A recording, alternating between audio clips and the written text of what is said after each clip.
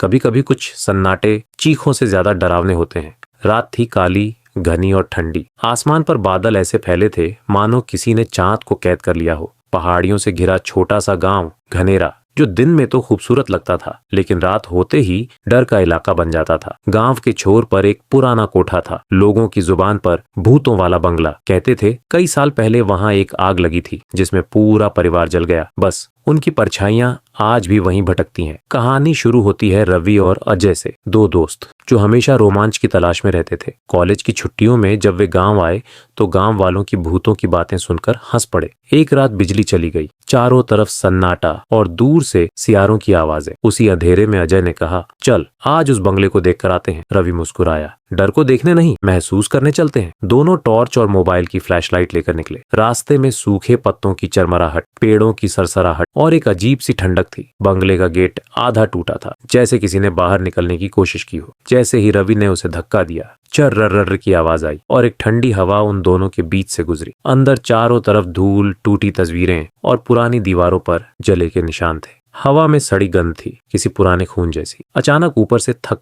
थक थक की आवाज आई, जैसे कोई धीरे धीरे चल रहा हो। अजय बोला, शायद कोई जानवर होगा। रवि बोला, या फिर कोई जो अब भी यहाँ है। जैसे ही उन्होंने सीढ़ी पर कदम रखा, टॉर्च झिलमिलाई और रोशनी के बीच एक परछाई नजर आई, एक औरत की जो पीछे मुड़कर देख रही थी। उसका चेहरा नहीं था, बस एक काला धुंधला धब्बा। अजय चीखा, रवि नीचे चलो। लेकिन रवि वहीं रुक गया, क्योंकि वो परछाई फुसफुसाई, दो हैं पर अब एक जाएगा। और तभी ऊपर की दीवार पर टंगी पुरानी घड़ी अपने आप चलने लगी। 3 बजे सुबह। घड़ी की सुइयां 3 बजे सुबह पर अटक चुकी थीं, पर जैसे किसी ने उन्हें वहीं रोक दिया हो। हवा में अब एक अजीब सी ठंडक थी, मानो उस कमरे में जीवित कुछ भी न बचा हो। रवि की सांसें टूट टूट कर निकल रही थीं और अजय की आंखों में वो डर था जो जिंदगी में पहली बार दिखा। ऊपर कमरे में वो औरत जैसी परछाई धीरे धीरे सीढ़ियों से नीचे उतर रही थी। पर अजीब बात ये थी, उसके कदमों की कोई आवाज नहीं थी, बस हवा में सन्नाटा और कहीं दूर से आती सिसकियों की गूंज। रवि चलो नीचे, अजय ने कांपती आवाज में कहा। रवि बोला, नहीं अजय, कुछ है यहाँ, कोई सच्चाई जो इस दीवारों में कैद है। कमरे में टॉर्च की रोशनी कांपती हुई घूमी। दीवारें टूटी हुई थीं, पर उनके बीचों बीच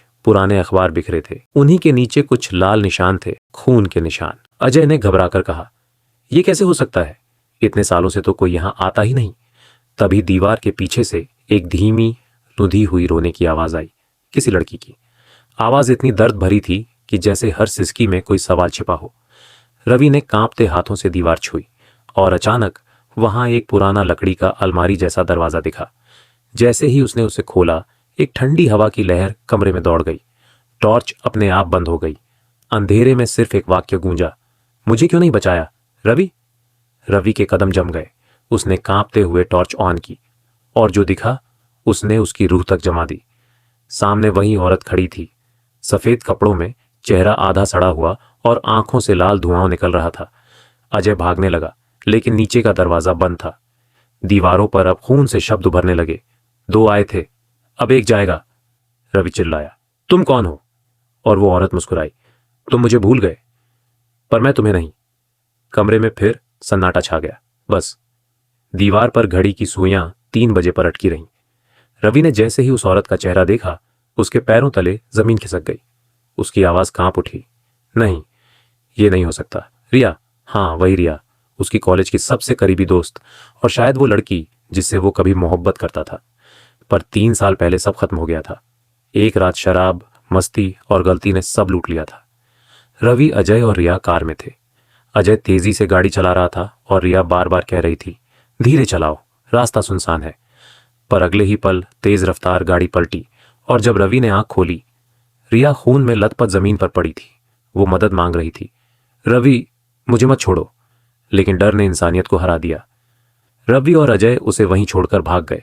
आज उसी जगह, उसी बंगले में रिया वापस आई थी, पर इस बार उसकी आंखों में आंसू नहीं, आग थी। वो आगे बढ़ी और बोली, मैंने कहा था ना रवि, अगर तुम मुझे छोड़ोगे तो मैं लौटूंगी। कमरा हिलने लगा, खिड़कियां अपने आप बंद हो गईं। अजय दरवाजे की ओर भागा, पर वो जैसे पत्थर का हो चुका था। अचानक दीवारों से रिया की आवाज गूंजी, 2 आए थे, अब एक जाएगा। अजय चिल्लाया, रिया माफ कर दो, हमसे गलती हो गई थी। पर रिया का